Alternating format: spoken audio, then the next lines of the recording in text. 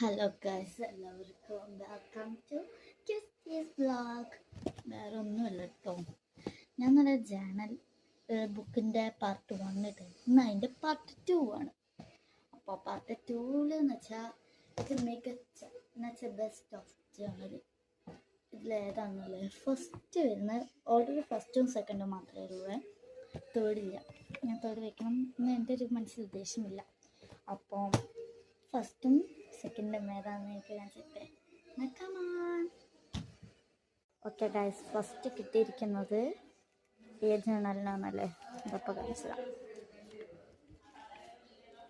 ഇത് നോക്കണ്ട ഗൈസ്, ഇതാണ് ഫസ്റ്റ് കിട്ടിയിരുന്ന ഈ ഒരു ജേണലാണ്.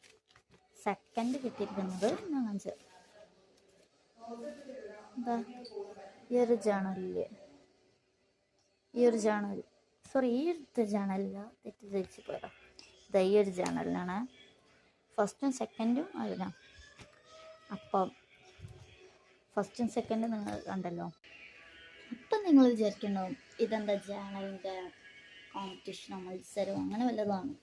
വേറെ ഒന്നുമല്ല, ഞാൻ ഈ ഒരു വർഷത്തിൽ തുടങ്ങിയ ജേണലാണിത്. ഈ വർഷം കഴിഞ്ഞ വർഷം തൊട്ടിട്ടോ, സോറി. അപ്പോൾ ഈ കഴിഞ്ഞ വർഷം തൊട്ട് പറഞ്ഞാൽ ഏറ്റവും കൂടുതൽ പെർഫെക്റ്റ് ആയിട്ടുള്ള ഒരു ജേണൽ ഏതാണെന്ന് ഞാൻ അങ്ങനെ ആലോചിച്ച് ചെയ്തു. അപ്പം അങ്ങനത്തെ ഒരു ജേണലിൽ ഒന്നാണ് ഗൈസ് ഇത്. അപ്പോൾ ഈ ജേണൽ നിങ്ങൾക്ക് ഇഷ്ടമെങ്കിൽ ലൈക്ക് ആൻഡ് സബ്സ്ക്രൈബ്.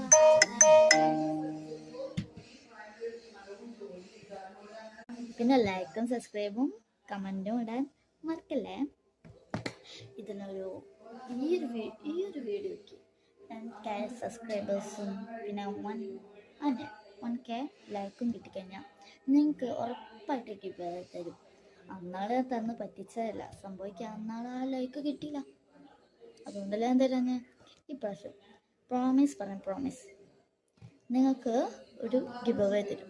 ആ ഗിവ് അവേക്കുള്ള സാധനം ഞാനൊരു ദിവസം ഇതേ മറ്റൊരു യൂട്യൂബിൽ ഒരു വീഡിയോയിലിടും. അപ്പോൾ 10K ലൈക്കായി കഴിഞ്ഞാൽ ഗിവ് അവേ ഉറപ്പാണ്.